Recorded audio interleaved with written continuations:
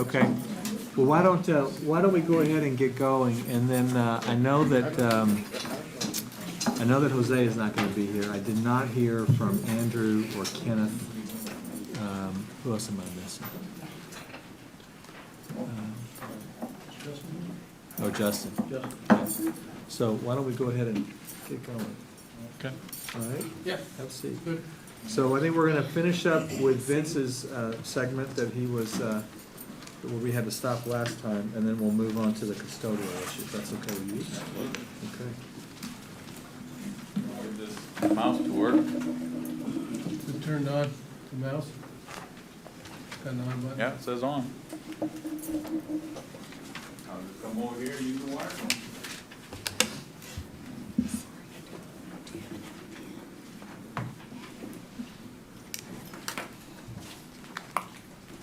Okay, good afternoon, everybody. Afternoon. I'm Vince Reyes. We're going to finish going over the teaching and learning orgs. We have 3 orgs that we're going to present today. We're going to look at org 828, which is our multi-language enrichment program, often referred to as MLEP. As you guys know, everything in education has to have some sort of acronym, and so it's not MLEP, it's MLEP. We're going to look at fine arts, which is no longer called fine arts, but it's called visual and the performing arts. And so when we recently hired a new executive director and Dr. Dana Roethlisberger, and then we're going to look at our professional development. Again, we're going to highlight some of the budget expenses as well as the streamlining that we're continuing to do in teaching and learning, not just for the sake of cutting, cut for the sake of cutting, but how can we become more efficient in the services that we're providing, especially as we're wanting to do things different here as we get our kids ready for this 21st century, which we are over a decade into. I know that. So the first department, or the first thing we'll look at is a review of what we've done with the teaching and learning division. And you will see there that a couple of things that we've done there is to move around some orgs to eliminate the number of orgs that we have. In the district, especially within teaching and learning, we have a lot of different organizations that could really function underneath another organization. And so we began to look at where we could collapse some organizations and streamline efforts there, again, to make services to campuses more efficient as the primary goal.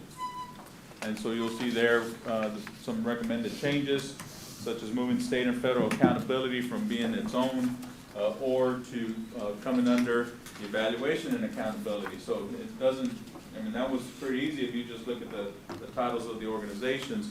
But then we also had some departments within teaching and learning that really should be, that are a budget function, that really should be within budget or should be within the grants department. And so some of those orgs were moved into the more appropriate location. And so as we continue to break down the silos between the departments in our district, then it only makes more sense that the budget people should be with budget people, and we can begin to be more efficient with those services. Again, here are some, another way of looking at those bubbles and moving the different departments into different places. So Vince, when it's all said and done, how many direct reports will you have? When it's all said and done, I believe the number of direct reports in teaching and learning will be down to 6 or 7. Okay. So that is, as you can tell from this original bubble thing there, that Right, that's more than 6 or 7. Okay. okay. So again, the alignment, and then of course, we were looking to make some cuts and make some savings. Of course we were, especially in the budget situation that we're in. The driving force, of course, was to be more efficient in services. But as you can see from making these changes, from personnel changes to moving all of teaching and learning to one location. As I mentioned last month, teaching and learning has departments all over the city. They're ranging from Nolan Estes to the Buckner building over here off of Buckner. So what we did is there was plenty of space at Buckner, so we consolidated and brought in the process of bringing all the teaching and learning departments to one location. So as a result of that, you can see that there will be some not only personnel changes from some of the positions that were eliminated, and there will be some utilities changes, savings, as well as some monthly mileage savings because people won't have to be traveling all over the place to go to meetings. They'll be all in one location. So you see from this particular page that you're looking at some savings of about close to $600,000. You'll also see that we converted 17 positions. Converted could take on a couple of different forms. For example, we found that within teaching and learning, we had some executive directors with no directors reporting to them. And so we kind of wonder, well, why are they executive directors? And so we have a few executive directors that will become either directors and or even a coordinator. And our structure, coordinators have no direct reports, which was the case in a couple of situations. And then the other thing we looked at in eliminating some of the different boards and different positions is eliminating those executive director positions that didn't need to be there. And so we have a total of 4 eliminations there. So the first department that we're going to present is our multi-language enrichment program. Elizabeth Casas is our executive director. Elizabeth is an excellent example of how we take some of our best principals, because she was an outstanding principal in our district, and somehow convince them to think that if they would come downtown, that it's a promotion. At first I thought, and keep our best principals on the campus, but Elizabeth was an outstanding principal. And so with that, I'm going to turn it over to you. Wow, thank you for the great introduction. So I am over the MLEP department, which oversees all of the accountability systems, state and federal, for LEP students, for limited English proficient students. So currently there's about 7 accountability systems that count one thing or another on the English language learners, how they're progressing in acquiring English, are they meeting the state standards, AYP, there's several that we oversee. And then we also provide the instructional support for the programs that serve the ELL students. And currently our dual language is the one that's gotten us the most attention lately, and also our LEP graduation rate. And I hope that you guys saw the article in the Houston Chronicle where we're graduating more LEP students than Houston, so that's pretty exciting. So here's the general operating budget. So basically the general operating budget pays for the positions and the functions that are mandatory. So if you see the payroll cost, that is part of the salaries, but it also includes the LPAC stipends. LPAC is the Language Proficiency Assessment Committee that's mandated by the state that every campus has to have a committee that monitors every LEP student on the campus. And so the payroll cost covers the stipends for the trainings that we do, substitutes for the trainings that we do, the professional contracted services pays for like the partnerships with Region 10, the printing material that we have to print, like the LPAC manual. It's a big LPAC manual that they get every year that that enumerate all of the compliance issues with the LEP students. And then the personnel, you can see it's one director, and I'm excited that I finally have my 2 directors. Those both positions were vacant for about a year.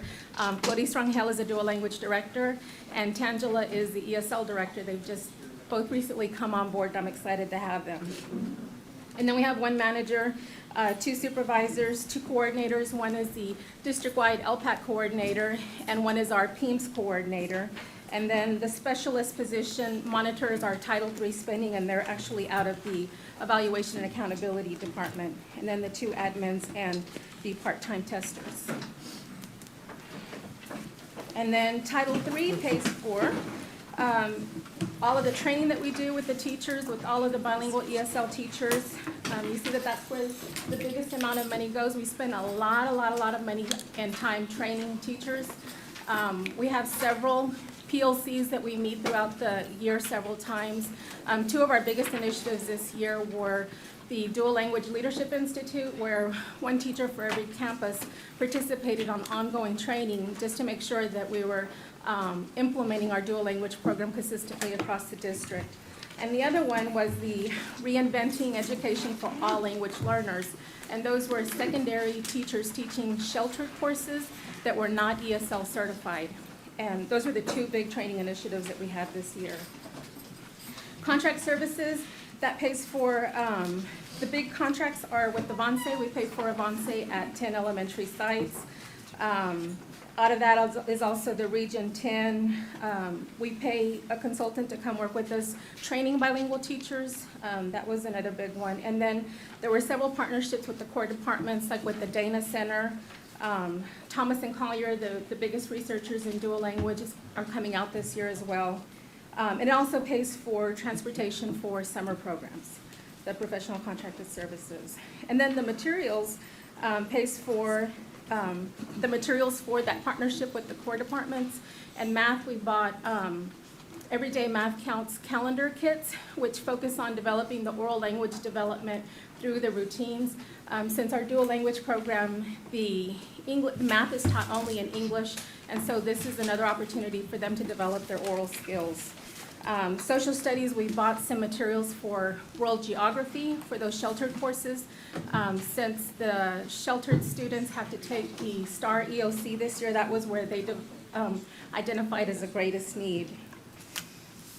And then other operating, that's where we paid for field trips for our summer programs, mileage, and this year we hosted NABE, the National Association of Bilingual Educators, and so we sent several teachers to that conference, and that's what that paid for. And then you see the breakdown of the positions. Coaches currently are jumping ship and leaving the district because of the fears of their job security, and so you see that we have 15 filled and 6 vacant. And I believe that's changed. We've hired 3 additional, so that number has changed. And I believe that's it. Any questions? Yes, ma'am. What percentage of the services that you provide come as a direct result of requests from the campus and from teachers versus resulting from what you guys decide needs to be done or from mandates from top down? The coaches are on campuses 4 out of the 5 days a week. This year we rolled out a different service plan where there is something available to every single campus, and then there's a level B service where a campus as needed can request additional services. So the majority of our time is spent supporting the campuses. And that's in response to their request for a specific Absolutely. skill or item? Mm-hmm.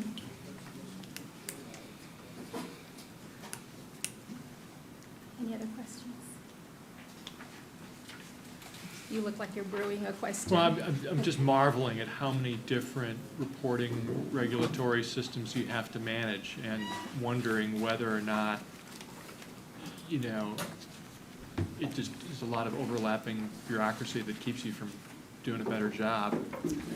Right, because I am held accountable for all the state and federal accountability systems for LEP students. Mhm. Are they conflicting? They overlap. You know, AYP is also counted in the PBMAS, which is a performance-based monitoring system, and it also counts in the AMAUS, the Annual Measurable Accountability System. So there's a lot of overlap, but they're looking at different pieces, and it's like there's a base things that they look at, and some look at these, and some look at these, and some look at these. And then there's also a monitoring system, the ICR, the Indicator Compliance Review, that looks at how we spend Title III and is it impacting student achievement. So yes, it's a lot to keep up with.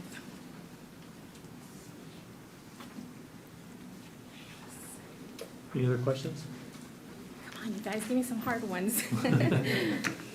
No? Okay, so thank you. Thank you. Next is Dr. Dana Roethlisberger with our visual and performing arts. He's someone we convinced to come to our great district because we're doing great things here. I have a wonderful job because most of my students get to play. And we play and we want to be better at playing. And so it is indeed a great opportunity to be here. Basically, I handle all of the music at the elementary, art at the elementary, and all secondary programs, which would be music, art, band, orchestra, and choir. Those are my responsibilities. That's why we changed the name from just fine arts, because we really I felt that it wasn't really indicative of what we were doing and the programs we were touching. So visual and fine arts is what the name of our department is, but the catchphrase still is fine arts. So Dana, when did you join us and where did you come from? I joined the district in December. Okay. And I was formerly in Louisville as the Director of Performing Arts, a position I held for 13 years. Okay. But for 5 years, I've been in Utah teaching middle school band.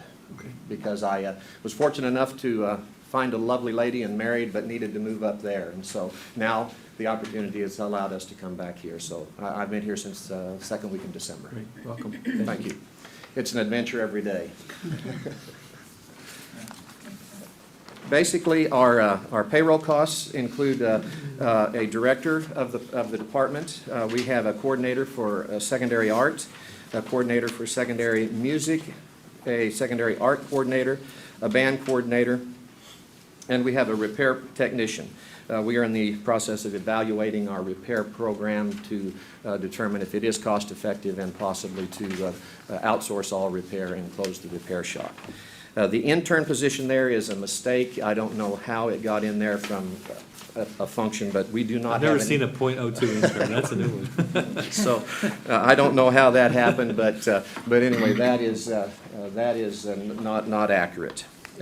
In our 6200 function, this is basically our contracted services, and the vast majority of this money is spent through our Arts Partners program. And I must say that I think that every dollar we spend in the Arts Partners program is a dollar well spent. How this works is we coordinate with Arts Partners that is underneath the Big Thought umbrella, and we allocate the amount of money based on the student enrollment, and we send them that amount. Then they manage that money for a fee for us. But all of the students then have access to an Arts Partners program that is administered by their campus for their needs, and the students have that opportunity to go to a field trip or do something and spend their Arts Partners money. We could not manage that program. We could not do all the details of the invoicing and paying the artist, et cetera, for the cost that it is to outsource it. So I think that's a really good program for us.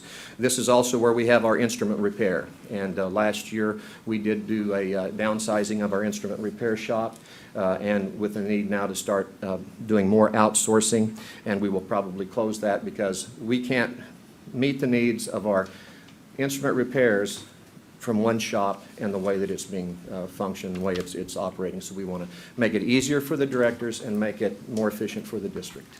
Can you give me a sense for the comparison in terms of quality or status of health repair, if you will, of our instrument package across the district versus, say, Louisville when you left? Honestly, I can't give you a very good report. I don't think that we have a good handle on our instruments and our instrument repair. However, that's one of the things I am doing right now to get a handle on that, because there was not a working inventory that I could access to find out what the status of our instruments were, how were they being treated, what was going on. So we have actively been involved in assessing our instruments. We've actively, and as a matter of fact, we now have a computer program that we're going to be able to install at our campuses where we can monitor the instruments from a central location. We're going to have better control on it so that we know where our shortages are. So if we have a shortage, we know where a surplus is so we can get those instruments into the hands of the students. We spend a lot of money and provide a lot of instruments. Almost 95+% of our students that are in the band or the orchestra use school-owned instruments. So we have a significant investment, and we want to make sure that we have instruments for the students that want to participate in the programs. So we're working hard to make, so I can give you a better report. Okay. But, excuse me. Yes. But what's your feeling about just general numbers on participation, how we compare to Louisville? I think that one of the things that I looked at when I was interested in the position was what has Dallas been doing to get better. And one of the major improvements that is making Dallas better in the visual and performing arts is a commitment to have elementary music and art teachers at those campuses. And then we're starting to see those students now wanting to participate in the middle school and the high school. So we are seeing a growth in those enrollment numbers. We just need to continue to make sure that we've got great teachers working with our kids so that they will want to continue and be a part of those programs, because they're vitally important for the kids. And so I see improvement, and I see opportunities to continue to improve. Thank Yes, sir. There were some national statistics that were circulated among our group last week that showed athletics being a real key to student retention, especially in the middle and upper schools. Are there like and kind statistics for art programs that you're aware of? Yes, sir. There are a lot of those kinds of statistics. One of the most important statistics that I have, and I'm working on putting some of those specifically for the Dallas ISD, but we know that students enrolled in fine arts courses score higher on the SAT than those with no fine arts coursework. And if you could see this, the blue represents SAT participation with fine arts participation. The red says no participation, scores are lower. So we do have some hard data. We have all kinds of data that's anecdotal. We're also starting to get some good scientific data that shows how students how their educational opportunities can improve by being in our performing arts program. What's the biggest constraint you have in terms of expanding the program? Is it instruments or people? That's a good question. I think first and foremost, it's people. I think that if we have a philosophy that our schedules will allow our kids to take classes in these performing arts programs and visual arts programs, and then we have good teachers, then we can do great things. If we don't have kids in our programs, we can't provide them great opportunities. Any other questions? Are the performance evaluations handled at the campus level, or do you participate? Currently, they are handled at the campus level, and with whatever, if there's a participation, it's a requested participation. One of the things that I want our department to do is to make sure that we are identifying the great teachers, but we're also identifying the teachers that have weaknesses, and then working with the campus principals under the current system to make sure that if there's a problem, that we can deal with that problem. As we move forward with the new accountability system, there is a possibility that we will be able to be a part of the evaluation, but that's in discussion right now. Yes, ma'am. With the Arts Partners Program, is that after school or is it during the school day? That is a wonderful question because it's during the school day. This is all inside the school day. And the way that we work that program is that they determine how they want to use their arts partners' money, and there's a whole catalog of different activities and different programs. And then we don't want this just to be a drive-by arts experience. We want it to be embedded in the curriculum. So the lessons are developed so that we have some integration about the arts into the curriculum. We give them the arts experience, and then we come back and debrief them about that arts experience. So it really helps the students gain a lot of ground on writing, reading, understanding, all kinds of things, not just music. So who develops those lessons and all of that? Is the teacher that is with the district, are they the teacher of record and they're responsible for all of that? Or does the partner do it? It's a combination of both. As a teacher develops a lesson, then we can store those lessons on a server that is managed by Big Thought, and then other teachers, if they choose to go and use that same activity, can access those previous lessons. So what we're trying to do is develop a database of quality lessons that other teachers can access for a resource. So for grading purposes, who determines that? The teacher of record at the campus or the arts partner?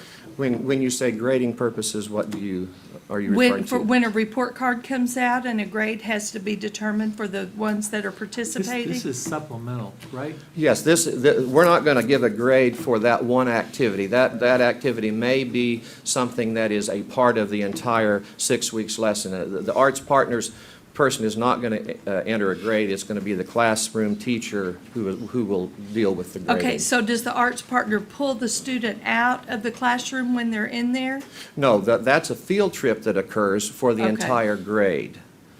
Okay. For the entire class. So the fourth grade may decide that they want to go to the Red Museum or and so they would, that is how, what they would plan their lessons and prepare then to take the kids on a field trip to that place. Then when they came back, they would debrief or discuss it, but that is a part of their lesson. Now, the arts partners they have a representative that helps the teachers develop their lessons, but the teachers are going to be the ones that implement the lesson, deliver the lesson, and then evaluate the lesson.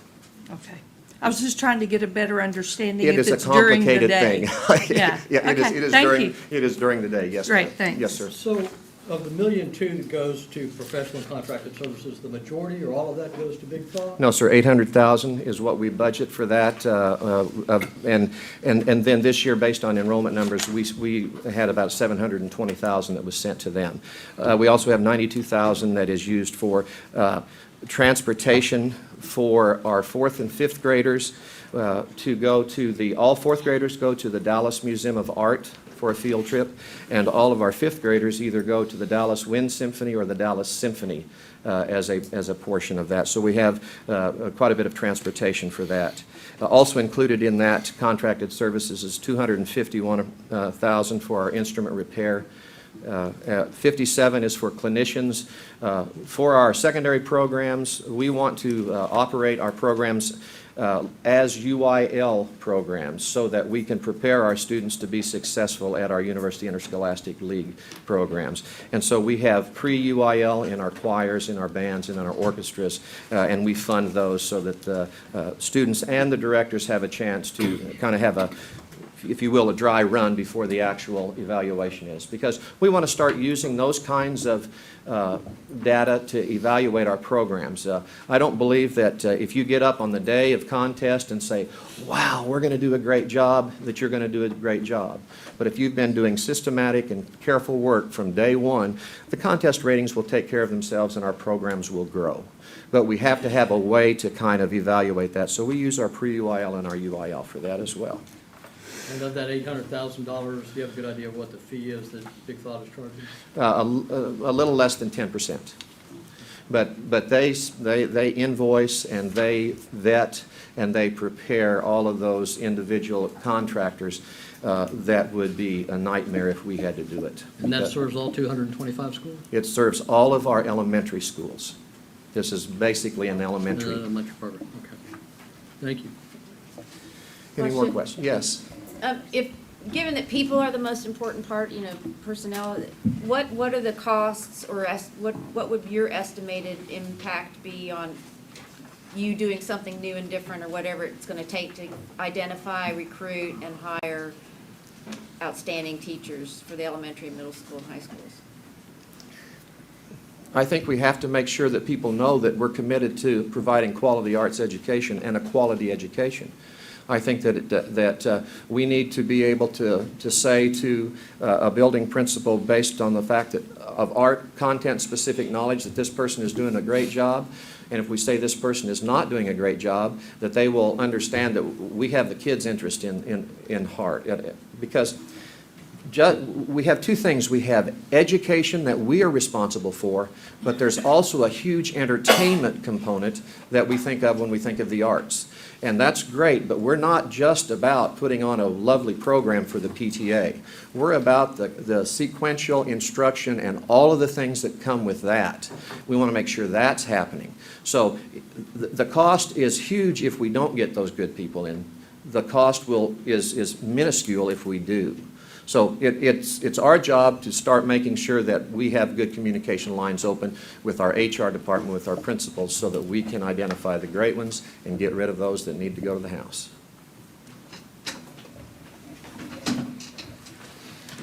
Anything else? Okay. Oh, one more. I admire a certain theater teacher who's done really well in competition. And he made a passing remark to me when I asked for an update last year. How are you doing? When's the competition? How are you doing? And kind of gave me the history. And he said the problem is when we get to this level, we can't compete in the quality of sets that we produce because of lack of funding.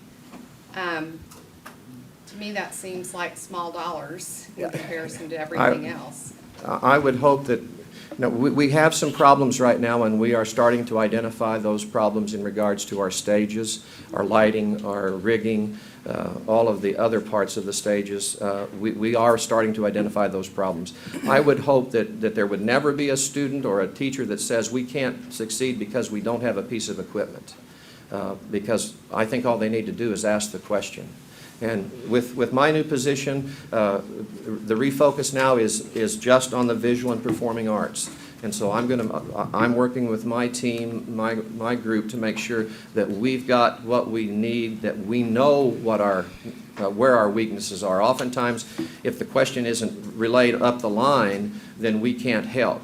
If it is, then we can. So we want to try to make sure that we're communicating that out to our teachers. Yes, sir. So are you looking, I mean, the cost cutting is wonderful. Are you looking at the other side of the ledger, ways to bring more dollar bills into your department? Well, there's two ways to bring dollar bills in. One is to get more budgeted funds, and the other one is to get more partnerships. I think Partnerships specifically.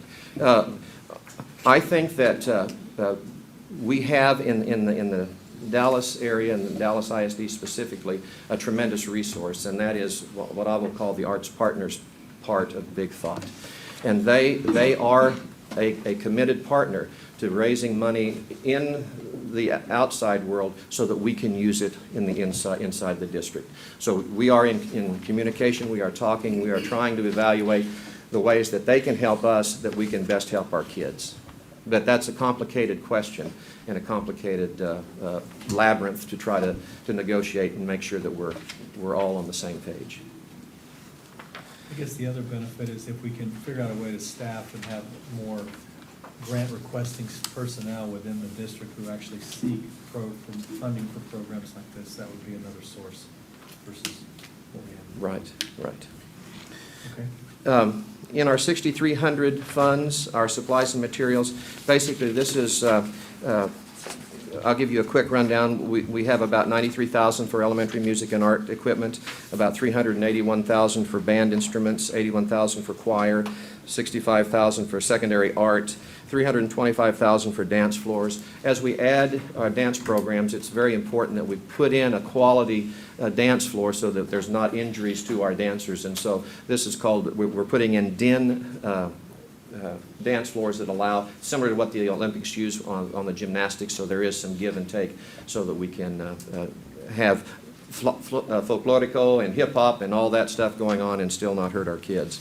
We also have uniforms, $190,000, and then we have supplies for our repair shop. But if we outsource our repair shop, then that would go away and it would just be into the repair. In our 6,400, this is the vast majority of this, $165,000, is for the tickets that we buy for our kids to go to the Dallas Wind Symphony or the Dallas or the DSW, Dallas Wind Symphony or the Dallas Symphony Orchestra. They pay it's a $5 ticket and we have to pay for that. So that's basically what that is. We also have some travel in there and just a very small $32,000 worth of miscellaneous. Our 6,600 is over $5,000. That would be for those tubas or those pianos or those keyboards that purchasing tells us has to be purchased out of the 6,600 because it's over 5,000. And those instruments then are carried on our capital outlay for the district. Our other smaller instruments are purchased, but we don't maintain a district capital expense inventory. I'm going to do that and make sure that we have that as well. When do you think you'll have this inventory complete, so you've got your arms around what we have and therefore what we need? I'm really close. We just went through the process of getting approval for our, it's called a Charms Office Assistant Program, and that is now approved and purchased. It will be a matter of we just have to upload it to our directors' computers. We have been collecting the data that they have on their instruments in an Excel spreadsheet, and then we will be able to import that. My goal is to have all of this information in my hands around this by the end of the year. Okay. How long do you depreciate a piano? Just out of curiosity. Like 3 years, 5 years? If it's a $25,000 grand piano, it goes on to whatever the $25,000 grand piano or depreciation is. We'll keep it and use it forever, but whatever the business office needs to do for depreciation. But I'll say the typical life of a band instrument is how long? Forever. We're keeping them. We're using them as long as they can be used. We don't. I think if we went into let's say we had a 10-year cycle where we purchased an instrument and we thought, well, for 10 or 15 years, then we would not use it anymore, we would be buying a whole lot of instruments. And so we want to make sure that if the instrument needs repair, it's repaired, and then it's back into the kids' hands. And so I think we can use instruments for 10, 15, 20 years if we keep them repaired. So the question, is once you figure out what inventory we really need, the question, are there other sources of funds besides the M&O fund that can fund this, i.e. is there savings in the bond program, if it really has that kind of a useful life, I guess is what I'm asking. When we open a new school, we do buy instruments using bond money to outfit the new school. So the majority of the instruments that we're buying out of this budget is for schools that are older schools that need more instruments, or those instruments, because some of these instruments have been around forever, and we're going to have to start, not using them and taking them off the inventory. Okay. So do you have a concern with inventory control? I mean, do we have a lot of theft or? I have a concern with inventory control because I don't know if we have a lot of theft. As soon as I'm able to determine that and get a baseline, then I will know if we have it. And if we do, we'll know where it was and who was responsible for monitoring that. So I hope that that is not a problem. In our next slide,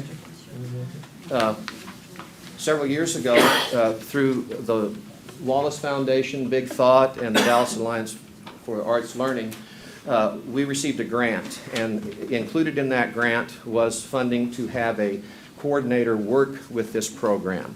This is the end of the grant. Next year we will not have this money, so we've used that person. He helped with curriculum. He helped oversee curriculum, getting it on Curriculum Central, working with that money at the beginning of the grant, and then he has been very involved with working with the Arts Partners program, providing the necessary information to the campuses, et cetera.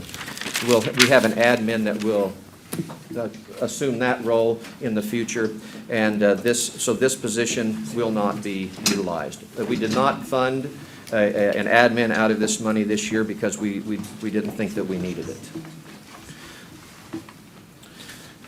And any questions? It's been very helpful. Thanks. Thank you. Thank you. So Vince, we have one more? Yes, sir. Okay. I'm going to do professional development. Ms. Landry was unable to join us tonight, Okay. so we'll go on with professional development. Basically, when we look at the budget, we see that a lot of the budget is with the extra duty pay. From the GO, only about 59% of that is salaries, and then the rest of that is extra duty pay that is used when we pay teachers for their professional development above and beyond whatever we had in the past as required district. Then we see some contracted services. That is the case where, and many times where we use folks like Region 10 to come in and provide additional staff development, and also professional development for administrators is included in this as well.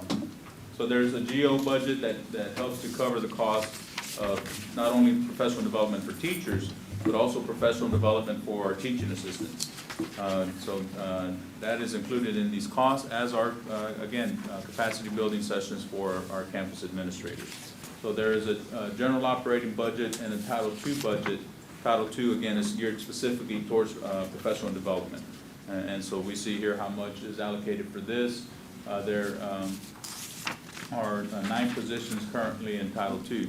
So we see this budget here, but what I'd like to highlight, and we can come back to this for specific questions, but what I'd like to highlight is, again, the work that we're doing to streamline our efforts. This past year in our professional development for teachers, we entered the 21st century of professional development and provided what we call virtual professional learning communities for teachers. And it was a blended model. Teachers had to complete an online portion of professional development that was then followed up by a face-to-face portion of professional development in order to get the required professional development hours. And so we were able to lower the cost of having to pay presenters to present to teachers. And in addition to having to pay presenters, you also have to pay facilitators and all the other costs that are associated with that. So by entering the online world with teacher professional development, we were able to minimize the cost of professional development. So we're pretty excited about moving forward with that. even though we don't necessarily have those required 14 hours. We used to have 14 hours of required professional development or 2 days of professional development that all teachers had to complete. So as a result of that, we can streamline the amount of people that are in professional development. And so when we look at the general operating function or positions in Org 818, which is professional development, we see that we're going to go from 8 positions currently to 4 positions. And so we're, in essence, eliminating 4 positions here in our general operating side of professional development. Yes, sir. This is probably a year old now, but when we were going through the budget cuts last year and looking for places where we could save money, professional development was probably the single most identified area from people I talked to on the campuses of things they really thought we could just spend zero on and be better off, to be candid. Sure. So how are we doing this differently?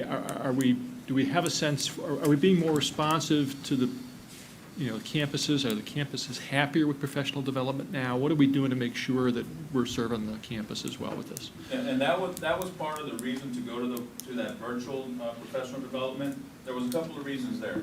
Number one is, it is the 21st century, and we have to utilize the tools and the technology that we have available. And so going to a virtual online professional development model is a necessary piece that we have to have. The other thing is that online piece wasn't just what I like to say, the driver's ed online course. I don't know if anybody in here, you don't have to raise your hand, has ever gotten taken an online driver's ed course. I prefer the face-to-face at Dickey's or at Golden Corral. But so it wasn't just take an online course, put a check mark, and you got your professional development.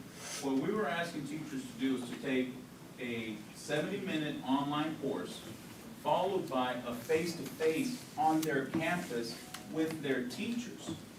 So in the past, teachers would have to go to some site during the summer, get their 7 hours, and then they would, essentially put a check mark there. And what do we hear from teachers? It's a waste of my time. Okay, this is pretty good, but not really. This could have been done different, that kind of thing. And so in my mind, I'm thinking, well, as a former teacher, I remember sitting in those professional development sessions, and it was like, oh my goodness, where's somebody shoot me kind of thing. So I knew we had to try to do something different. And the professional development department said, we have to do something different. So well, let's do something different.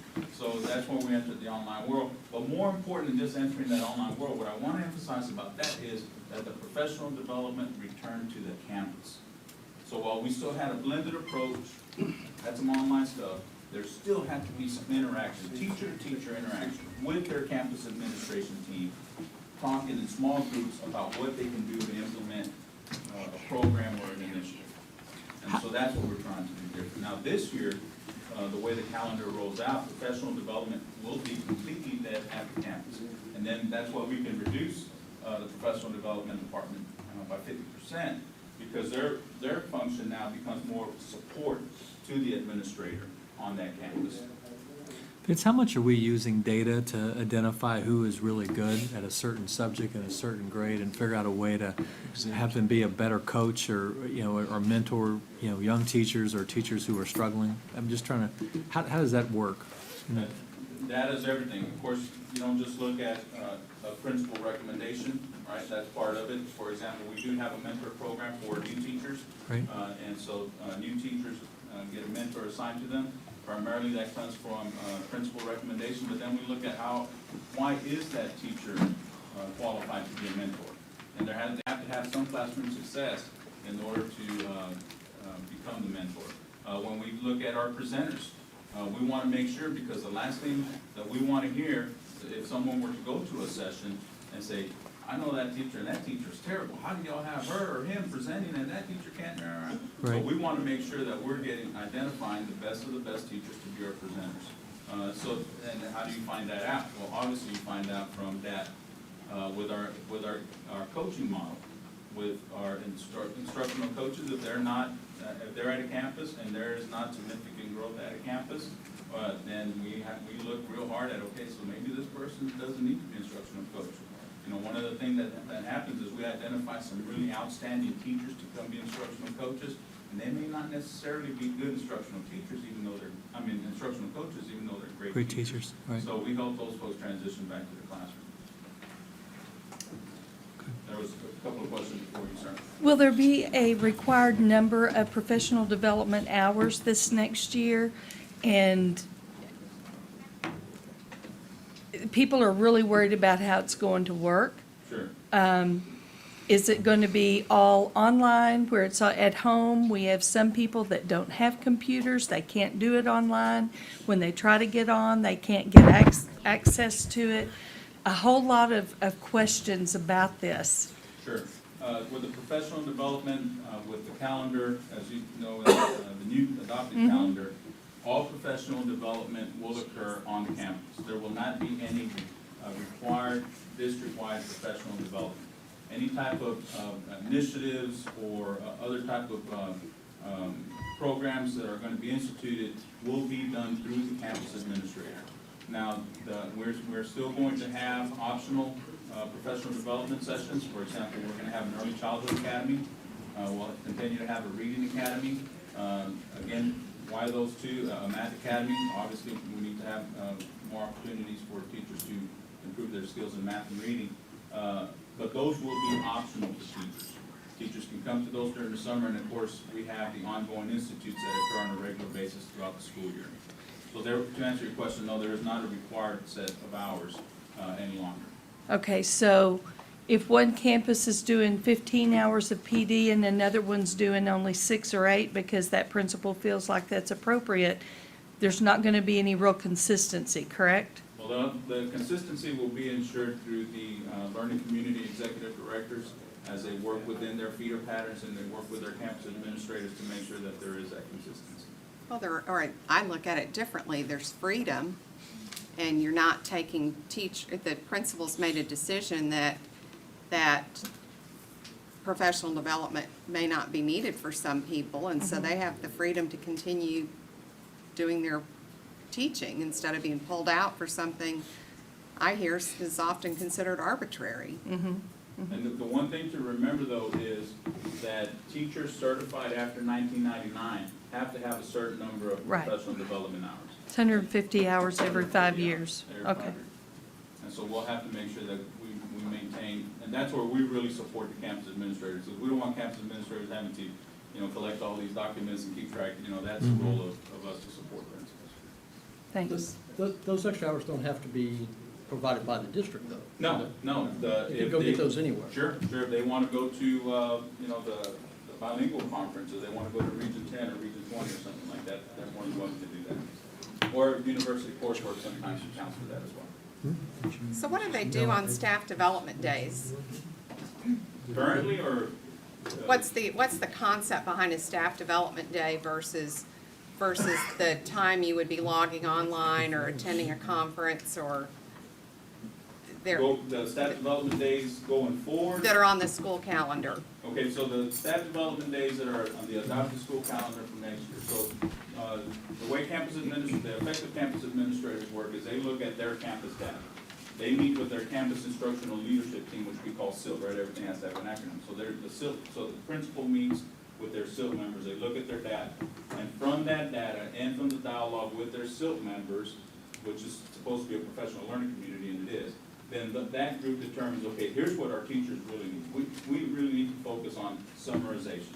So what we're gonna do in our next professional development session is we're gonna look at how we can best help our teachers better teach our kids about summarization. What are the resources that we need? So then, after that planning takes place, then they implement it. And they pass around a sign-up sheet and they get continuing education credit or professional development? So the role of the campus administrator still would be to have an agenda and then the sign-up sheets. And then it'll be the role of the support staff, professional development, to make sure that those agendas and those hours are documented. Vince, we're going to do one more question, then we need to move on, just Yes, given sir. what we got to cover. Go ahead, Mike. Okay, Mr. Reyes, I understand you're bringing us into the 21st century, there's online learning. Correct me if I'm wrong, but I'm looking at, you got $800,000 we spent on this in 2009-10, $1.4 million, that's a 180% increase in 10-11, then another 120 or 30% increase in 11-12, we're up to $1.8 million here. It's gone from 4 people to 8 people. That's the wrong direction. I mean, I was trying to eliminate this whole department last year, so can you I believe explain you'll to me? find that those are reorganizations. Okay, so And not, these are coming in from other yes, I departments? think if you, we'll look at that, but I'm fairly certain those are reorganizations where we combine the departments down. So what you're looking at is when we pull the information, it just had the data for that department head. We'll check that out, but I'm fairly certain that's Dr. what happened. Reyes has already pointed out that he's reducing that number. Yeah, so again, sir, if you'll look at the slide, you may not be able to see it up here, but in your package, you'll see that we're going from 8 GO-funded positions down to 4, so that we can reverse that trend, if you will. Okay. Is there anything, anything critical you want to make sure that you haven't covered before we move on to the next topic? No, I mean, just, I want to emphasize that in teaching and learning, while we're looking at reducing cost and eliminating positions that we find are not necessary, the number one goal for us is to become more efficient. We want to become more efficient. So for example, when I presented to you guys last month, I presented how we did away with the world languages department in the last round of budget cuts, I mean, everybody I think agrees that how can we not have a world languages department? How can we not have an instructional technology department? So through the process of streamlining, through the moving around of positions, is not creating any new positions to recreate those departments. Using existing positions, we're going to better serve our campuses and serve our students. And so that's the important thing. There is some cost savings that we're going after, absolutely. You see the reductions in the number of people. You see the savings of about $600,000 that's proposed here. But ultimately, it's how can we become more efficient in servicing our campuses and our kids? Thank you, Vince. Ellen, you want to give an introduction, or Jim? Mr. Chair? Okay. Well, good afternoon. My name is Greg Carver. I'm with LNS Associates. I have my 2 partners with me today from our Houston office. We have Greg Lickabaugh and David Simmons out of our Tyler office. Between the 3 of us, we have about well over 100 years' experience managing facilities here in Texas and other parts of the United States.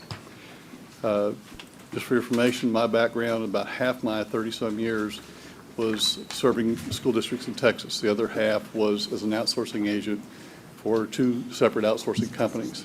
So I bring some of that to our company to help serve you.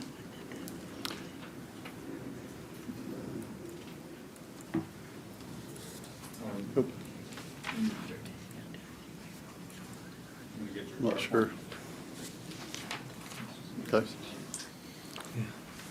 The charge that we had in serving the district here was look at your current practices and then come back and look at some of the best practices of the outsourcing business and the best practices of in-house custodial services and how those can be joined together, for the service of the employees and the district.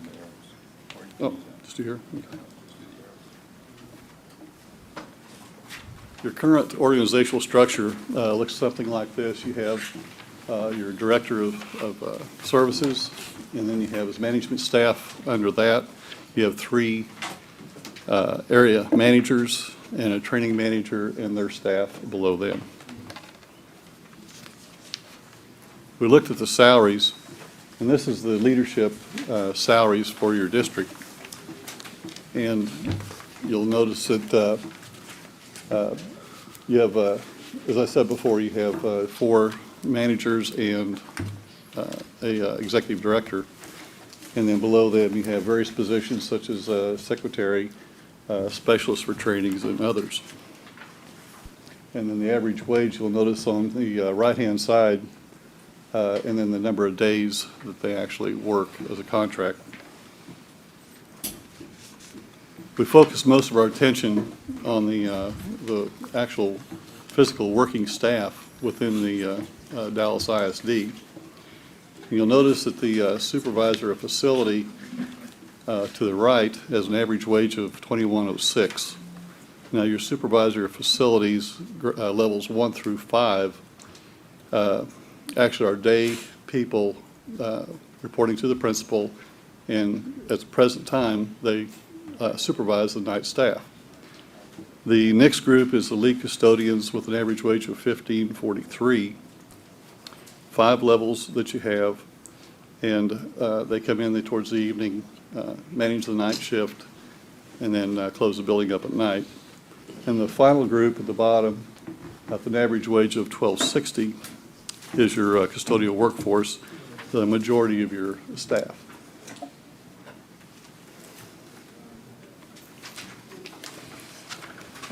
We did some research on the comparative wages in the Dallas area, and we found all these on the internet. Some of them are out of the Dallas area, one in Wichita Falls and one in Houston, but Arlington and Dallas was in there. We checked with a couple of local companies that was hiring, like the Salvation Army and the Ready to Work, for different positions. There's not a lot on the internet for custodial positions that are advertised, but there are a lot of them in there that the salaries to be determined. But we think this is a kind of a general idea of what the market is in the Dallas area. A study was conducted about, I guess last year, about 30 school districts, and it showed the average wages of custodians from $15,500 to $31,500, and that does not include benefits. And that ranges equates to about $7.45 to $15.41 per hour, with West and South Texas was the lowest, and the Houston area was highest, and the North Texas appeared to be in the middle of that range. One of the other items we looked at was the start and stop times for your night custodians. If you notice, the high schools get out about 4 o'clock, middle schools about 3:45, elementaries and administration, so forth as you go down. The current start time for the high schools, and we'll just do this and save time, is start time for the night custodians about 2 to 2:30 p.m. depending on the campus. Then they leave the campus at about 10 or 10:30, and this obviously this reflects a paid lunch period. One of our proposals is we're proposing to alter the custodial start time at night for the high schools at 3:45, and then the stop time at 12:15. This gives you an additional production hours when the students are not in the classrooms of 1.75 to 2.25 hours, or about a 21 to 28% increase in productivity. Obviously, you cannot clean the classrooms when the students are in the classrooms. You notice the same scenario for the middle schools by increasing their production hours from hour and a half to 2 hours, from an 18.75 to 25% increase in productivity. Elementary schools, that percentage goes from 15 to about 22%. In an administration building, if you start your night work about 15 minutes before closing time, or the normal 5 o'clock period in administration, that percentage can increase about 34%. The altered start times we're proposing reflects a 30-minute non-paid lunch. Do you think this is one of the drivers for the other proposals in terms of their relative savings versus how we do it today, is because they're just doing it with fewer workers who are? I cannot address what the other companies have proposed as far as start and stop times. I did not see that proposal. But these start and stop times you're saying are consistent with how other school districts do That is handle this correct. approach? The three of us from LNS, we've all managed school districts for well over 30 years. Are these And that's urban, what are we did. these urban school districts? I'm talking, well, here in Dallas, I'm talking about Rockwall, Richardson, Irving school districts. No disrespect, but Yes, sir. Rockwall, Richardson, and Irving, they don't deal with the issues that we have here in Dallas County. Okay. I know in the past, they tried moving the start times back. Okay. Custodial crews were robbed. Some of their cars was vandalized. You know, so when they pushed the start times to an earlier start times, we was, thinking about the human being as a whole. Right. And that's very, very good, good question. One of the things that, in a past practice of myself, there are activities going on sometimes well beyond the 10 or 10:30 at night, such as, ball games, fine art activities, things like that. And the custodians are often there, and by that time, they're on overtime. this is another way to save, increase production, but also save on some overtime. So if you do, I know you do a lot of leasing of your buildings, so that, it would save some money. In no disrespect, it may save some money, but it also may cost some lives. Okay. Well, let's keep going if we can with your presentation, Okay. please. Could I ask one quick question? Why is there no 30-minute lunch that's paid during there? They get the 30 minutes lunch, but it's just not a paid lunch? They get a 30-minute lunch period unpaid on our proposal. They're currently, they get a 30-minute lunch, but it's paid time. Okay, thank you. Mhm.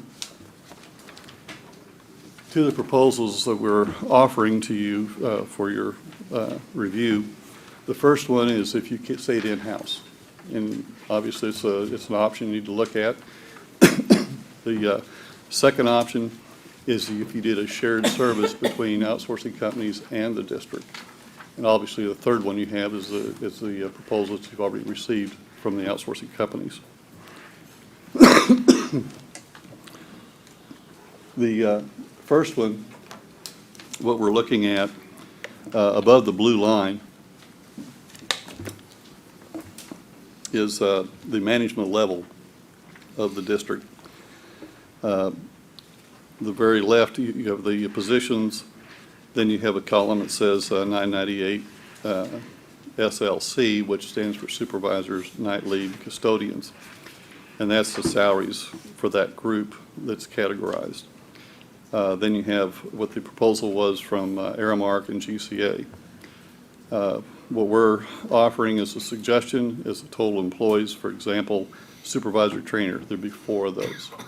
And we're suggesting for your consideration a salary of $48,000 for those positions. And then, of course, the DSD restructured wage is a total from what we've come up with for those salaries. The blue line is your average wage as it currently stands. Your present average wage with all your workforce at night and your day custodians is $15.08, and that's for approximately 998 employees. One of the things that we're proposing, which is part of the practices of outsourcing companies, is that there is a reduced salary. It's a fact that we have to live with day to day. Approximately 80% of the salaries, 80% of your budget is salaries. And so to reduce $10+ million or 10 or millions or more, that's the one place you have to look at. The next few lines, they have the supervisor of the day buildings, the day lead cleaners, and you see where the figures are. In the second column is what you currently are spending. The obviously second and third column is Aramark and GCA, and then what LNS is making as a proposal for you to consider. This also includes 6 new campuses and 11 closed campuses for this following school year, this upcoming school year. So, I'm sorry. Yes, sir. How do we compare apples to apples? You've got different lines on with grays filled in on some, and I'm just, what's the way, how should we think about this? I can see the blue line above where you think there's a $2.58 per hour saving between how we do it today within DISD and what you think is, quote, if you were whiteboarding and suggesting what could be possible in this market? Yes, it is possible. So help me in this market. understand the next section then down below. Say the last part. Help me understand how to compare these numbers, given the fact Okay. that they're not all apples to apples. If you look at the 3 lines where you have day lead cleaners, night lead cleaners, and night cleaners, Right? those 3, you'll notice that the outsourcing companies and what our proposal is, those lines kind of coincide. That's what we're comparing our apples to apples to. So if I added up all 3 of those lines. Todd, Yeah.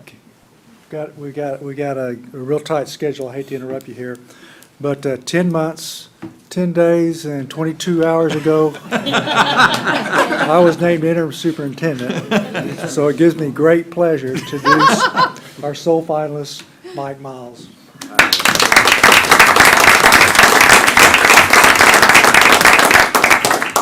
I'm looking forward to working with all of you to move the district forward.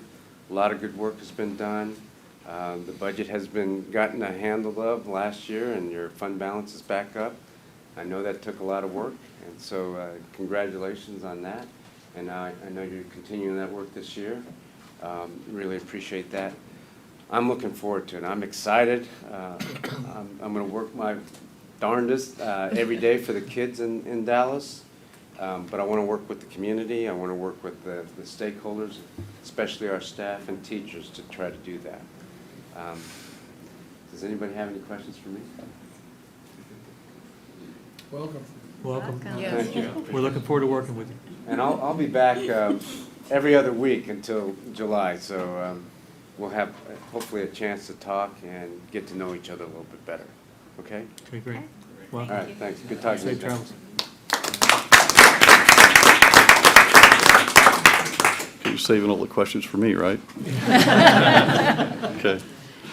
So as best I can tell, the adding of those three items in your column is roughly $23.5 to $24 million versus what number should I be adding up on the DISD column?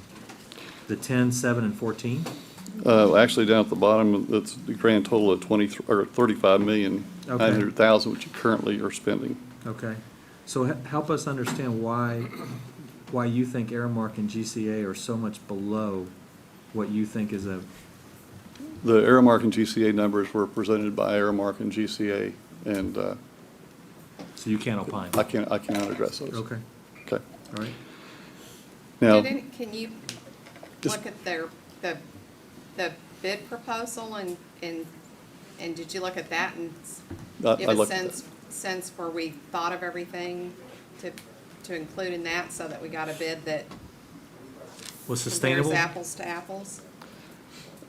well, that's what I'm trying to do here on those three line items, the day cleaners, the night leads, and the custodians, so we can kind of compare our dollars. Now, I do not know what their staffing level is, and they have formulas for that they've been working with for years. But the bottom line is, with this average wage that LNS is proposing, we have a reduction of about $8 million in salaries. So that would just look at the total, the bottom line there, which is titled total. Mhm. The 8 million is the difference between the 35 million and the 27 million. Is that? Correct. That's, okay. Okay, And we're looking at about 100 less employees, basically. roughly, yes. The two lines that are in yellow, you'll notice there's no dollars in the outsourcing company's proposals. Within their proposal, they, for any overtime or extra duty pay such as leasing, supplying staff or leasing for cleaning up after fine arts or some type of programs or whatever, that is a fee that you will pay in addition to their management fee towards the end. Okay, So so roughly just- $1 million. Roughly $1 million. Okay. Okay, Okay? And on the next, the third to the bottom line, there are two above total. It substitutes a 1.4 million, your current budget. And if you reduced from $9.25, your current salary, to $8, you can realize about a $250,000 savings, $240,000 savings. That's if you would consider that.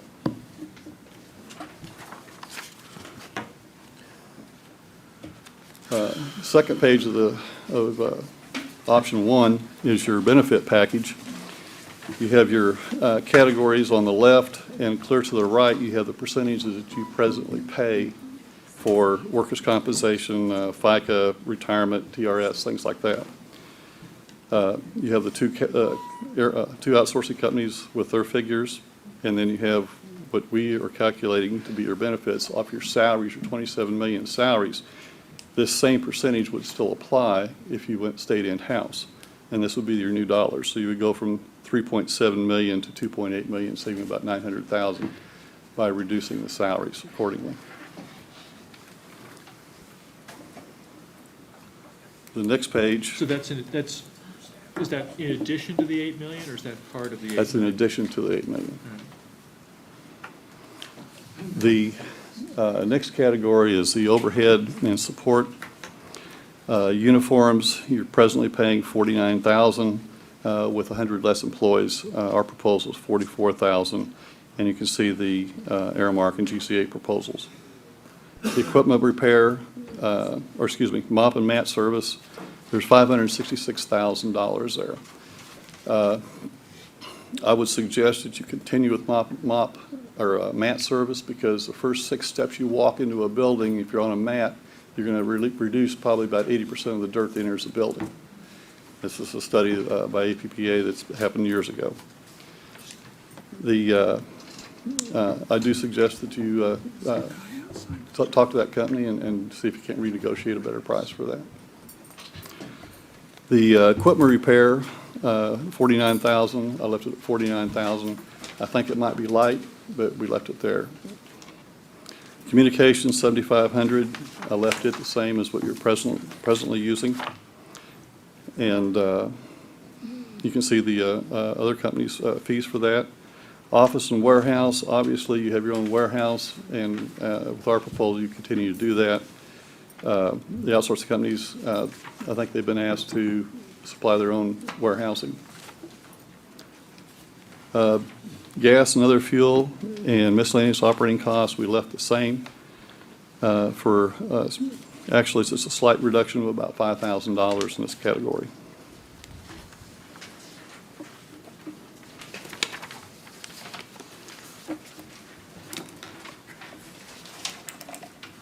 The next item is supplies. It's probably one of the larger categories outside of payroll. At the present time for your supplies, and this includes your paper products and your plastics, your chemicals, cleaning chemicals, things like that, you're spending $2,766,000. You have the Aramark and GCA proposals, and then on the restructure, where our proposal is, one of the standards that we've used for years here in Texas and other states, 4 cents per square foot based on 22,900,000 square feet, 916,000 for supplies. Your paper goods and plastics, 1.8 million, which is 8 cents per square foot. One of the things other things that I failed to mention before, we're looking at taking the athletic custodians for your stadiums and stuff out of this mix. So that square footage will drop down, and so these are the worst case numbers that we feel that you would have with DISD sitting in-house. Your equipment, you have budgeted $468,000.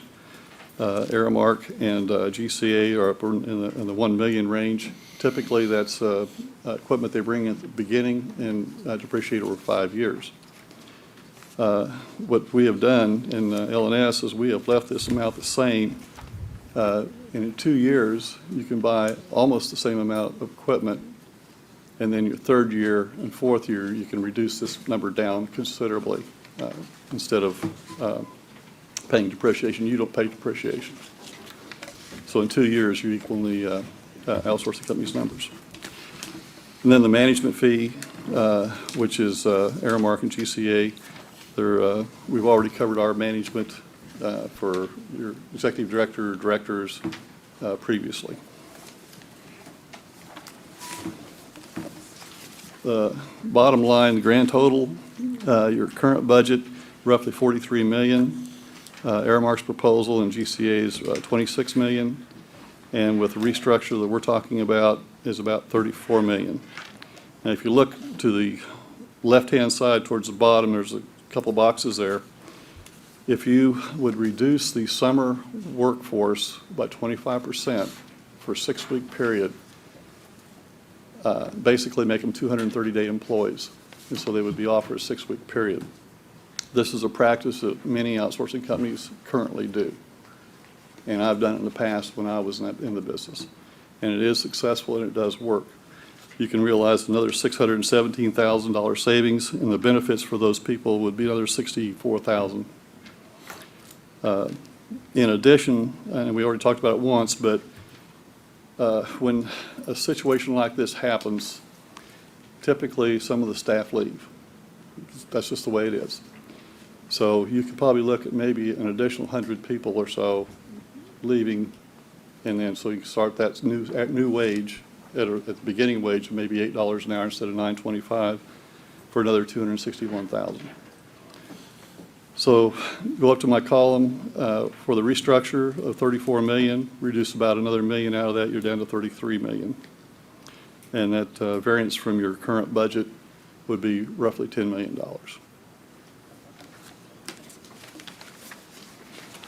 Okay. Now, how would this look at an organization? What our proposal would be that you restructure something like this or very similar to this, if not this. You have a general manager, executive director position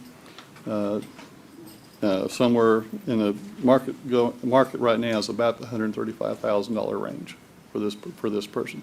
Lots of responsibilities, and most of us were making this type of salary when we retired as executive directors, assistant superintendents.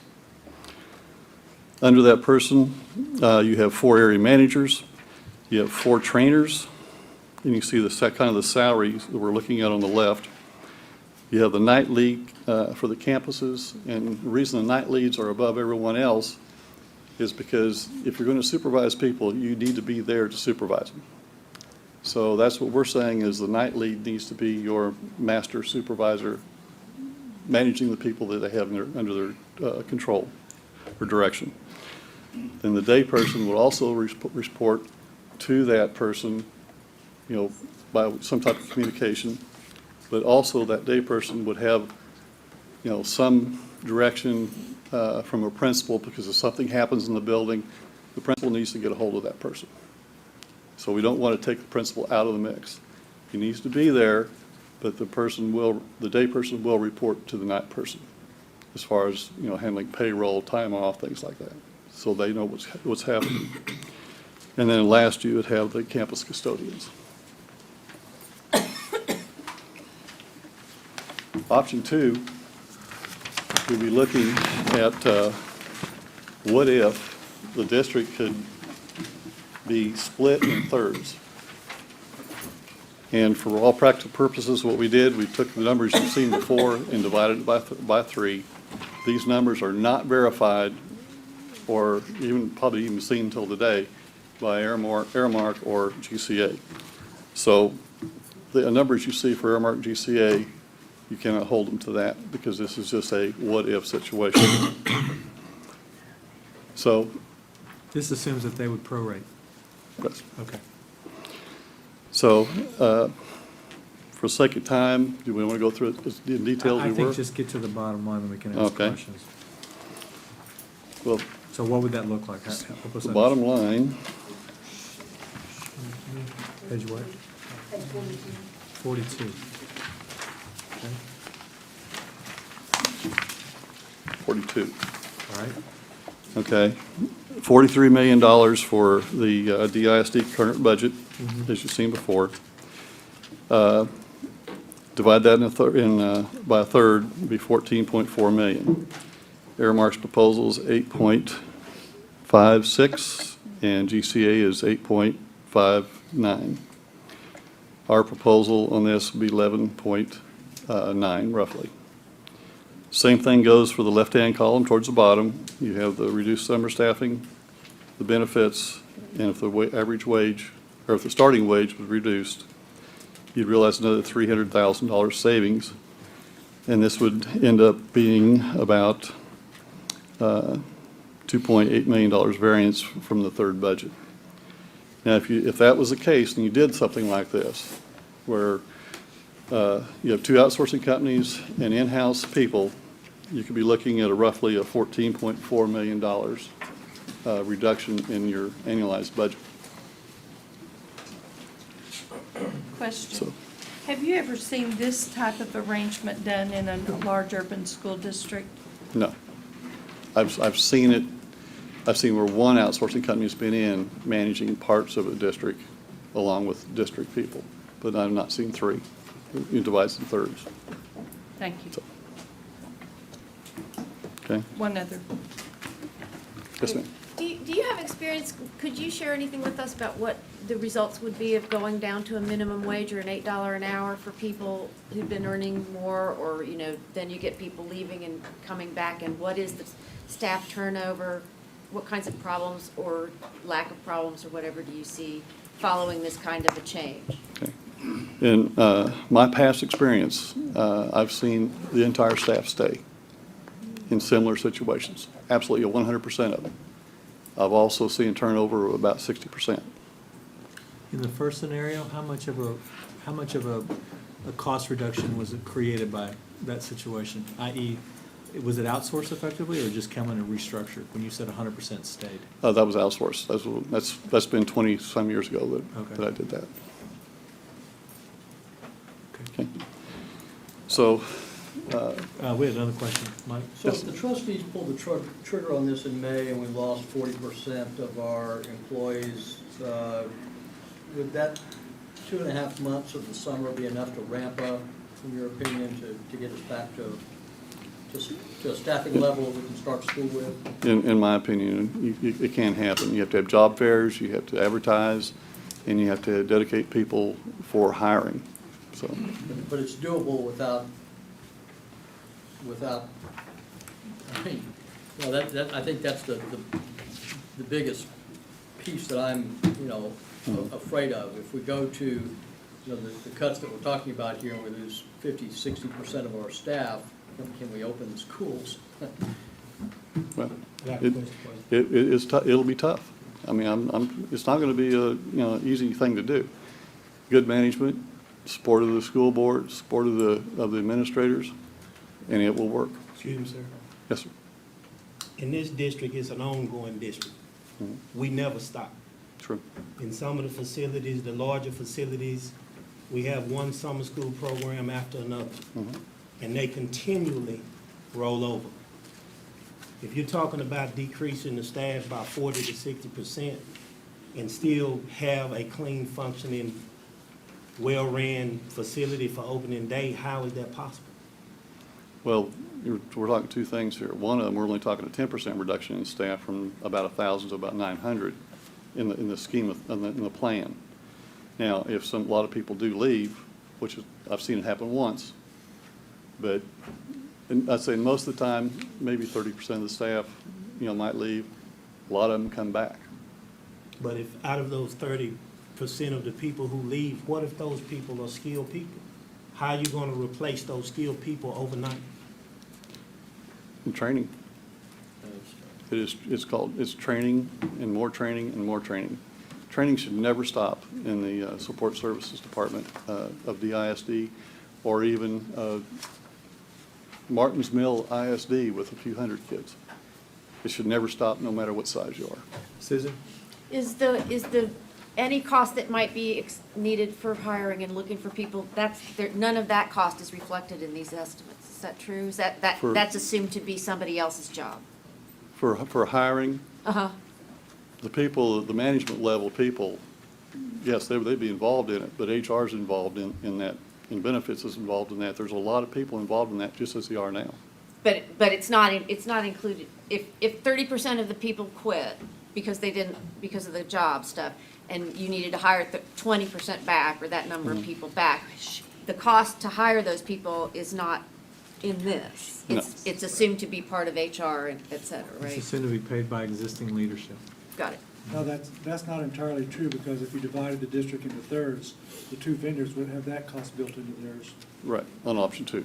Okay. Correct. Okay. So what would this organization look like? The general manager, executive director, the district would have one area custodial manager and 2 supervisors, trainers. They'd have roughly 73 night custodians to split out, 79 to split out for day people, and 145 or so custodians on the campus level. And then what we're also looking at, Aramark and GCA has to report to someone in the district. And would it not be the best to have a person with the most experience for them to report to? That's our thinking. Now, keep in mind, these figures that I've just said on this third, and third has not been verified by the outsourcing companies. So I want to make that very clear. The last part is how do you make it happen?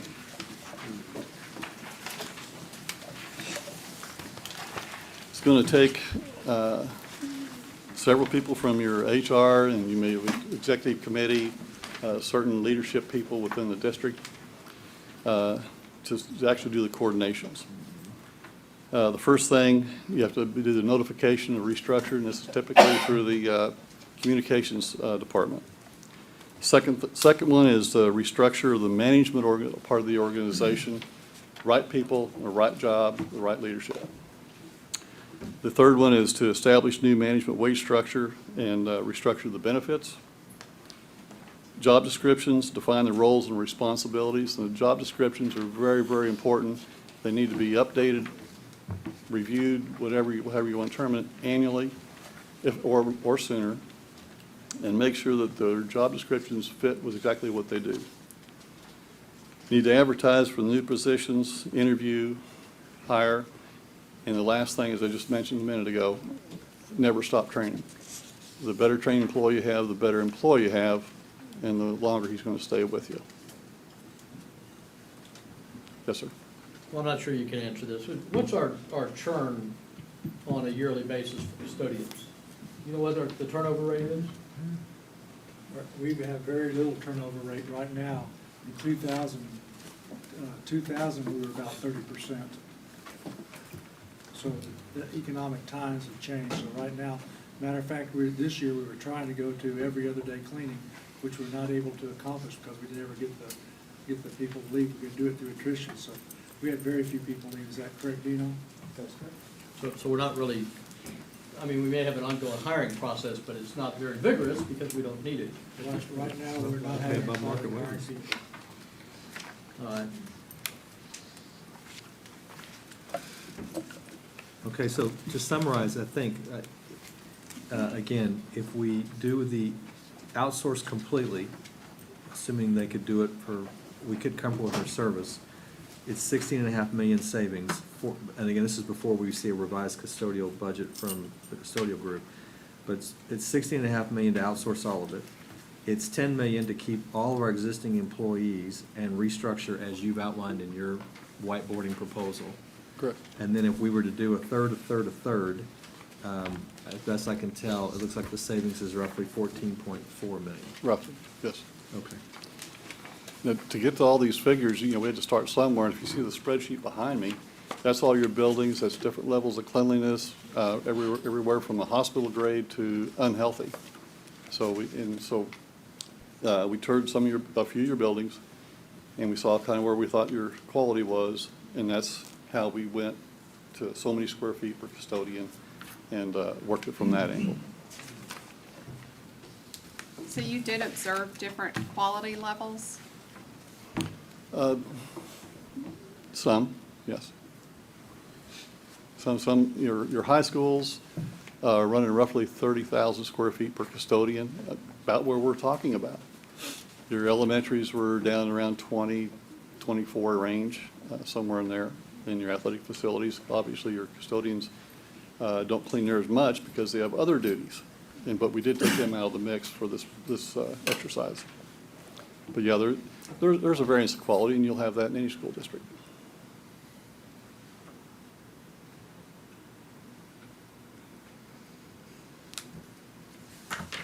I hope I've given you some information that you can think about, and you have a tough decision ahead.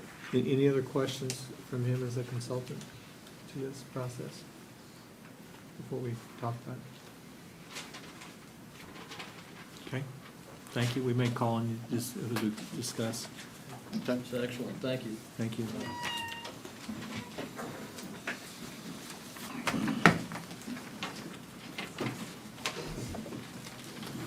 Well, who wants to start?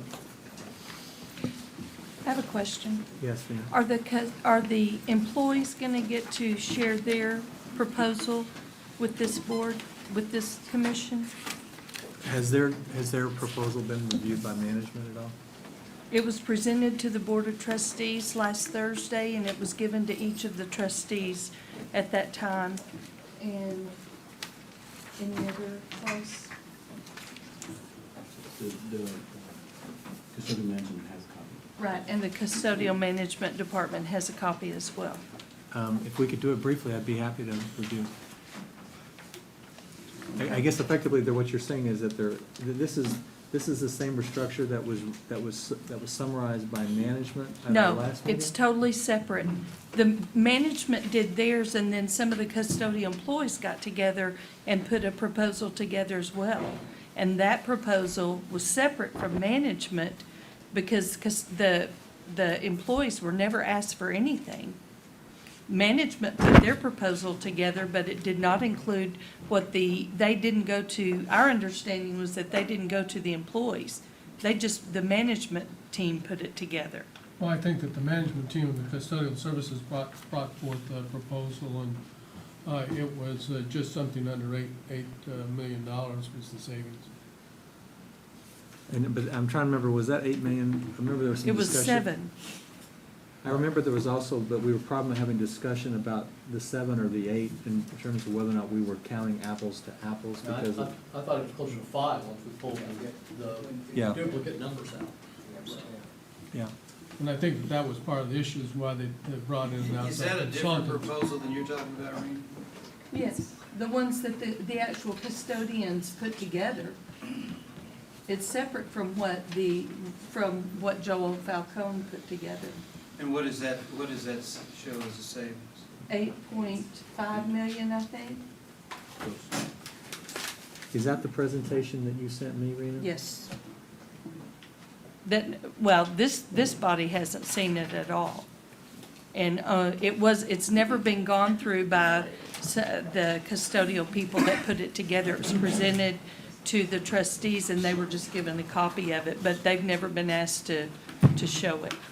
Well, I guess the thing I'm struggling with is that it's not up to this commission to decide that. It's really up to management to effectively review that proposal and say whether or not they think their proposal is doable and that they would recommend that proposal, or at least think that we should have it. Again, can you give me a sense for who's speaking for the custodial group? It would be Mr. Shavers.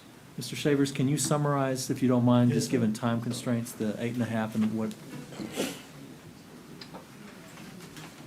Well, on this proposal, the agenda is divided into 5 parts.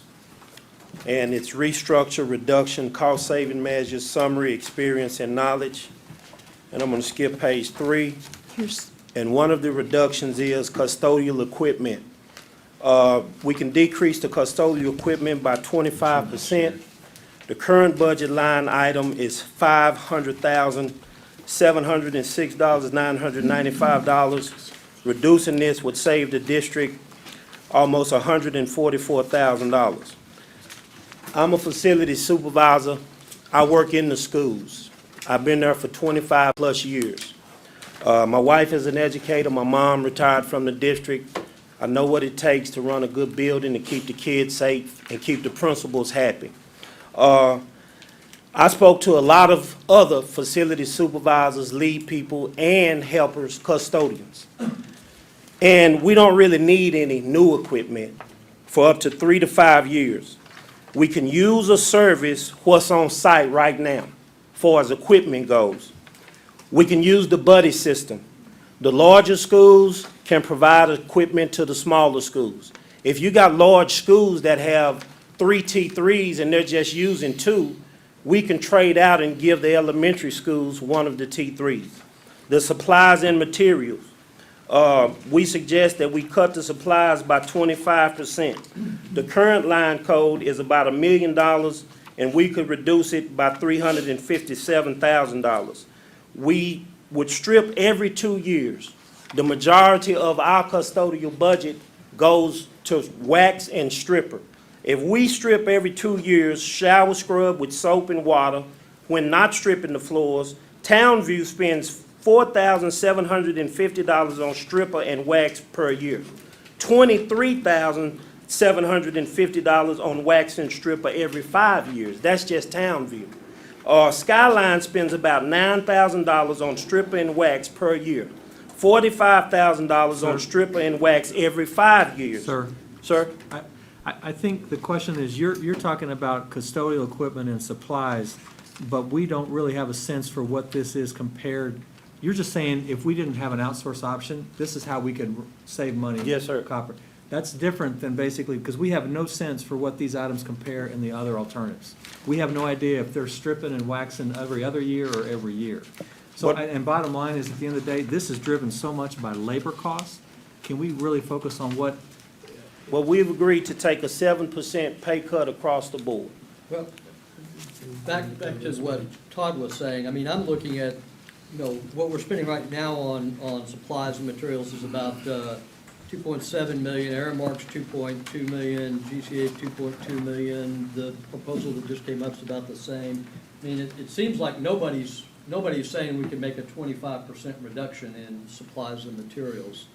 But what we're saying is, if we decrease the cost on stripper and wax and strip every 2 years instead of every other year, I mean, the district would save a lot of money. Now, I don't know what the round number is, but I know that stripper and wax eats up our custodial budgets on each campus. And I just used 2 schools, for instance, Skyline and Townview. They spend a lot of money on stripper and wax. And that's because they're stripping the schools every year. But if we would go to a 2-year plan to strip and wax floors, the district would save a lot of money. And then also we have the propane and gas. Campuses should be able to purchase their own propane and gas as needed. Okay. A lot of the schools buff 3 to 5 times a week. We can reduce that by 1 time a week and still maintain the cleanliness of the building. Sir, I appreciate that, but that's a $15,000 budget. We're trying to figure out somewhere between $10 and $15 million of savings. So we could be here a long time talking about, I'm not trying to be disrespectful. I think you've been very thorough and thought about every single item that we could be cutting, which every employee, whether or not we are in-source or outsourced, should be thinking about. What I'm asking you to is help us understand what the custodial service group is willing to do in terms of, frankly, its salaries, because that's really the driver. And I'm looking at a $2.2 million difference between what the current budget is and the balanced budget using a 7% pay cut. And obviously, based on what I've seen earlier, even in the minimum situation where we restructured and whiteboarded it, we were talking about a $10 million savings. And here I've got $8 million, but I have no idea on all these other items that lead up to $8 million, how much of those really could be saved in any of those situations, right? George? A lot of the on the back, you'll find a summary of everything that's been cut. Yes, the salary is at 7%, but there are a lot of other positions that are listed on here that, frankly, just it's a waste of money. If you look at positions that are being held at the management level, each manager, area manager that you have in a building, probably about, I'm not sure about the square footage, but each person in that office has a secretary, which is part of the budget problem. We have so much management up at the top level that at the campus level, if you look at it, the principals have been given the autonomy to do what they need to do at the campus level. And in some cases, they're not allowing these managers in. And the problem that we're having right now is with custodians is the substitutes are not being produced. We don't know where that money is going to. In fact, we have a school right now that's being cleaned by parents. So there's a lot of money in here that's allotted for management level, and that's part of the reduction that we've included in it. But to be clear, under the restructure that the gentleman went through, he's talking about 9 employees, i.e. central management. Am I thinking this right? Right? So you're saying that obviously we have a lot more than that today. Is that what you're saying? Correct. We have quite a bit. If we look at the numbers closely, there's a lot of upper management. You have a lot of managers and secretaries that are doing work that are not at the campus. We're also looking at a lot of expenses that are not being utilized appropriately. The schedules are not being appropriately worked. So there's a lot of Not to be issues. disrespectful, but isn't that your job now? To make sure we have, you know, the right employee at the right place at the right time, and to cut our expenses as much as possible? We've been in this crisis for almost 2 years now. I mean, Exactly. And that's what we propose in here is those changes. But some of those overhead or management positions under an outsourcing standpoint are shared with other clients. Correct. Correct.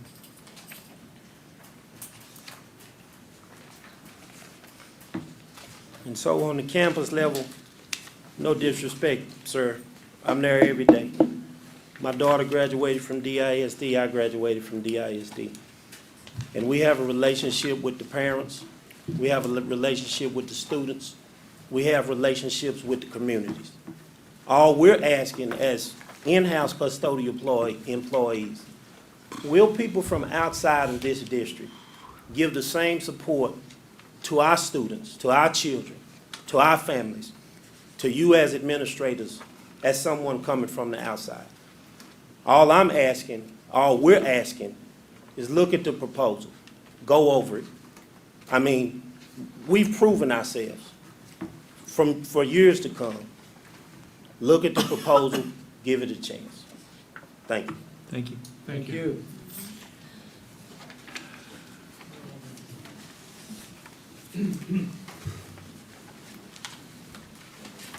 Guys, any questions you want to have or opinions? Eric, when is this being discussed at the board? I believe on the 12th. Our briefing, this is on and off until we get through here, but no later than the May meeting. June. When's the new guy start? Basically, our budget needs, we're cut about everything we can cut in our general budget. We have to have this $10 million to balance. That's where we're at. So we've assumed a $10 million savings to balance our budget. We need $10 million. That's what we plugged into the budget. So that's why we had these guys come in and tell us what they could do to do it, $10 million. Some of the cost of the custodial things are actually kind of duplicated because, part of it's school consolidation, part of it's supplies you can't cut, Right. part of it's overtime you can't cut. So, we've had Mr. Carver look at all of that and analyze it. He can answer any question about any of the proposals you want to. I got him in here because he's an expert, he's independent, and that's why we're here. Alan, if we could have HR implications in terms of recruiting, training, retaining, and better to make a decision and move on. What are you asking me? Say that again. The answer to that is correct, and I'll give you an example of that today. We're hiring custodial people from the outside, but we feel obligated to tell them that there could be a change, and we've, just today had a couple people turn us down, accepted the job, heard that disclaimer and said, no, I'm not. So we're gonna have problems filling the positions, and so we need to move on. This task is gonna be, getting $10 million out of the custodial budget, which is getting us to where all of our peers are. This is about what everybody else is spending across the nation, across the state, is gonna be painful. The principals are not gonna be happy, and the custodians are not gonna be happy. So it's gonna take a little while to work through all those issues and get it solved, because principals are used to controlling everything on their campus, and we're gonna have to take it back. That's why when you go to the team board every meeting, they don't have toilet paper and they don't have paper towels in there, because the principal controls that portion of the budget. So, this is gonna be tough. If you divide the district into thirds and go 1/3, 1/3, 1/3, you got a better chance of success, in my opinion, because you got 3 different people trying to do the same thing. If you had GCA and Airmark, they're gonna be out there trying to staff it. So you got, 3 times as many people trying to get it all going. But, So you're saying 3 recruiting efforts instead of 1? 3 recruiting efforts instead of 1, 3 people competing instead of 1. It's gonna be painful, it's gonna be ugly. The principals aren't gonna be happy and the custodians aren't gonna be happy. But, we cut 1,442 positions last year. We got another group of them this year. And, it's not fun, but it's something we gotta look at. Okay. Does someone might want to, I mean, I think bottom line is we should make a motion or a recommendation to the board so that they can take it under advisement and vote on. Your goal is to vote on this on April 12th and just move on. Not vote on Not the vote, date, just discuss. Oh, 12th's the briefing, I'm sorry, you're right. I'm just concerned if we go in a direction that's gonna cause a 50% turnover. We don't have the HR fund currently to offset that. Do y'all think it's gonna be a 50% turnover based on what you've done? I've only seen that happen one time. And why was that? That was Columbia University of New York City. What was the economy at the time? Remember, was The it, economy at the time. how many years ago? 20 years ago. If you, is your intelligent estimate, given your experience, if you had to make a bet on the number of people that ultimately leave and do not come back, if you were a betting person, what's your number? Is it 5 to 10? Is it 10 to 20? Is it 40 to 50? What do you think it is? I would probably say maybe 20, 25 tops. That did not come back ultimately? We're cutting what percent to begin with, so 25 left? 10% reduced, Anyway, so it'd leave about 15%. okay. Just differently. And through this process, it's a exit rehire, so we're re-screening, so to speak. And that does happen. Some people, they just leave, and then all of a sudden they realize, I shouldn't have left. Especially if they lose in TRS or something like that. But what I'm trying to say is we're saving the pain of if we stayed with the existing structure and decided to reduce staff by so much, we're outsourcing that distinction of who stays and goes instead of deciding how we would reduce and who would go. Obviously, you should try to reduce as much as you can through attrition. Going to hiring freeze right now, and you're probably already there. But I think right now you have about 25 or so openings or something on that order. It's correct. No, it's about that. 16. 16 openings? And we've exhausted all internal sources, so we're having to look outside right now. Okay, well, fellow committee members, there is a recommendation that was in the draft memo that's gone around, and I understand it's just a draft and not everybody has weighed in on it. But it basically says, we urge the district to move forward on outsourcing custodial services under a performance-driven model through the use of 3 vendors, one of which could be in-house services if cost competitive. In using multiple vendors, the district would be able to easily compare vendor performance, create an environment where vendors strive to provide exceptional performance, else lose their contract on a specific campus, or be in a position to more easily replace an underperforming vendor. So, for what it's worth, I can't remember who wrote this, but someone has put this down as probably driven by our last conversation. So, I'm willing to take a vote on this, or I'm willing to amend this if someone else wants to have a different suggestion.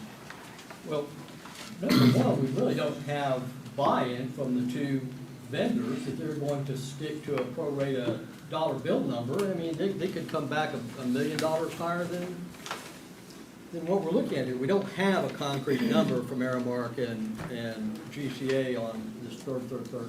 So Is that true, or did, I thought, at the last meeting, I thought you said they would agree to prorate?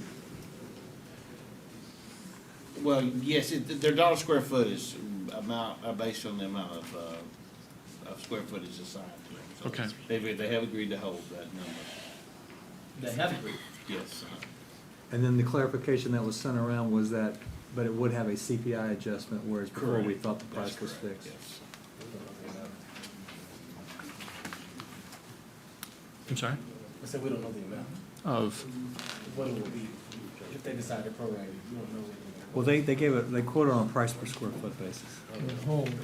Which will stay the same, Correct. It depends on what facilities we're assigned. And we can certainly make that as an assumption of this recommendation, is that the price would be prorated from these vendors. Guys, I think we just got to make a recommendation. if you're looking for, I'll make the motion that we do that. I said it the last time, I continue to think that in the environment that we're in right now, as painful as it's going to be, when I look at the trade-offs, okay, I think that's what you have to keep in mind. You have to say, okay, if we don't do this, where else are we going to cut? What else is going to be lost? And it's a substantial amount of money. It means teachers in the classrooms. It means, other things. And, I know it's going to be a very difficult thing for custodians. I appreciate that. And it's going to be a somewhat difficult transition for some of the principals on the campuses. But I think you got to ask yourself, if we don't cut this money, where are we going to find that money? And that, when I look at it that way, it just leaves me with really no other alternative than to support this. I will second that motion. Any other questions on that? Okay. I have a question. Go ahead, Rena. I don't understand what the motion is. To adopt what's in the, Item number 4 in the memo that we sent. We urge the district to move forward on outsourcing custodial services. This is essentially Into option 3? two. I'm sorry?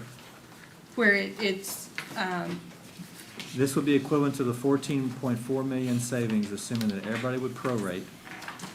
And the in-house portion retained by the district would be restructured as outlined by our consultant. okay, so we're looking at 3 vendors? We're looking at 2 vendors and then And then in-source. in-source. Can someone speak to the benefits other than multiple hiring sources of having 3 vendors Versus 2 versus or 1? option 1? Well, I think what the interim superintendent said was that he felt that by hiring the 2 outside vendors, you would get in a competitive environment, which would force down and consistently force down the price and also to push up the quality that they would be providing. I think his belief is that overall that competition would be good and be the best for the district. And yet our consultant says he's never seen it done before. He's seen it done with 1, but not 2. Is that fair what you said? Okay. I can say at Northeast, we did not do custodial services, but we did outside grass and maintenance outside, keeping up the yard. And what eventually happened was and we did 3. We had inside and 2 outside vendors, and 1 outside vendor, in fact, eventually became the sole provider. Are these annually renewed contracts with the 2 outside? Is this how long's our commitment? The structure's a 3-year deal with 2 1-year renewals. So, And it's campus by campus, square footage by square footage. So in other words, if we wanted to replace a vendor on a campus. Yes, we'd have to go back to that with to the vendors with that arrangement, but their arrangement was all or none. We didn't have it divided, so we'd have to go back to them with that proposed division of services. Yes. One other thing, as I remembered, I think it was Dade County was the largest school district that one of the vendors had previously taken over, and it was just slightly smaller than who we are. But another positive of going 2 ways is to ease the takeover. Do you anticipate any problems trying to go with multiple vendors? I can't say it'll be easy, contracting both of those, the 2 additional vendors. The only third question I have is who determines who gets to stay with district services? And those custodians there will be, they may be favored in the arrangement in the sense of how principals adjust to that or how they react to that. Would we try to pay everybody the same salary range? Because the majority of the savings was in salary reductions to the other 2 companies. People that still work in the school district getting benefit days, the companies outside contractors do not provide them. The other thing, With the districts, everybody's gonna wanna stay with the district, I guarantee you that. Yeah. If there's an option. well, sure, because if they stay with the district, they also get TRS benefits. With the other 2, they don't get TRS. Well, the only thing I would point out there would be the fact if you're a longtime employee of the district and you can retire, in fact, financially, it'd be best to retire and then go work for your other vendors and bring home 2 paychecks.